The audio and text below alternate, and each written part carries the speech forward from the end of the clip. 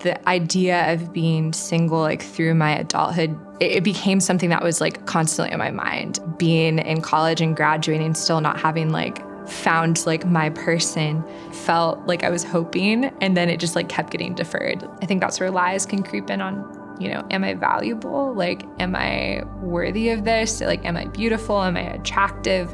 There's moments that you think in singleness, like, when is it gonna end? Or when are you gonna meet that next person that you're going to go on a date with? Waiting for that guy or waiting for that girl. God's conditioning you and training you to be that great wife or husband, and just like that partner that you haven't even met yet. I think God revealed to me it's okay to be alone and still be seeking. Philippians 4:10-13, it speaks to, it finishes with, I can do all things through Christ who gives me strength. But prior to that, it's like I've learned to be content, whether hungry or well-fed, to be with plenty or with nothing. And all these things, I think, kind of centers around the idea that no matter what, like, God is still good. He's still faithful. God is who he says he is. His promises are still true, and it doesn't change who he is, and it doesn't mean he loves us any less or any more. It just means that we're in that season, and that's okay. Really, like a dating relationship can, like, if you're single and you don't have one, like, can easily become an idol of like what you want to achieve. Partnership is a good thing, marriage is a good thing, friendship is a good thing, but when we reorder it and place anything before God, I think that's where our hope can continually get deferred and get deferred. God desires to fulfill longings in our hearts, but we have to first like be open-handed and like put it before him and say like, it's okay to hope. It's okay to hope in certain things and allow God to shape our hope in that way. We shouldn't fight for a relationship to happen in our own strength and in our own doing, because then it's likely that we're doing it in our own power. With Aaron, everything really came together because God intended for it to happen from the very beginning. When it's in God's timing too, those things fit. And it's not like, oh my gosh, I have too many things happening. Like, you will know because it's something that God's blessed and it's not something you're forcing. It's okay to be single, and it's okay to pursue God in singleness, and it's okay to pursue God with another person, but you know, just pursue God. You know, don't stop. Jesus really is like the most faithful friend I've ever had, and like has been with me in my lowest moments, in my highest moments, in the most mundane seasons of life. And it's not just because he's like passively there, but because we've built a relationship. Knowing that like Christ is so consistent, and there's such a well of joy to be found in him, and comfort and peace and healing, that I am practicing now, like running to the Lord before I run to my boyfriend. Even when you're single, it's like you have a community, you're not alone. And I think a reminder of God's desire for us to still be with people. When I got to college, I think that was kind of one of those cries of like, well, everyone's in a relationship, like I should want to be in a relationship.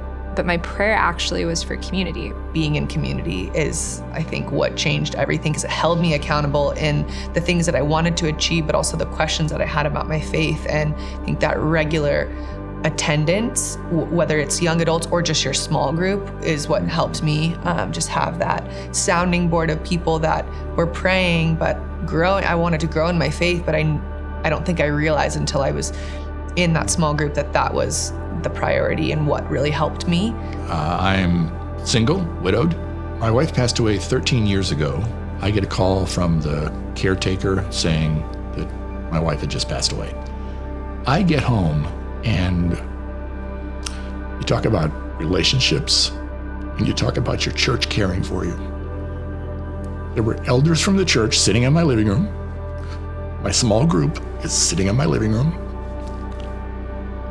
I could not have been more loved by those people at that moment. Like, I can't be in control of everything. That at the end of the day, like, if God wants something for my life, like, he will provide it. If you can write down all the things that you had felt really defeated by, but then God provided, and it was a totally different way than what you expected, all of those moments have been better than I had expected. God has a plan that may not be the one that we have dreamed up. I'm a great planner. I had a great plan. Not necessarily the plan I have today. God had something better.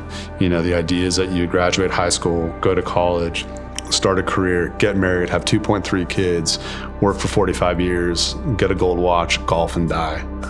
And God has so much more for us in that. And whether we're alone in that season, dating in that season, married for a majority of that season, God's still faithful. Whether our relationship status changes or not, is not predicated on, it does not dictate who God is.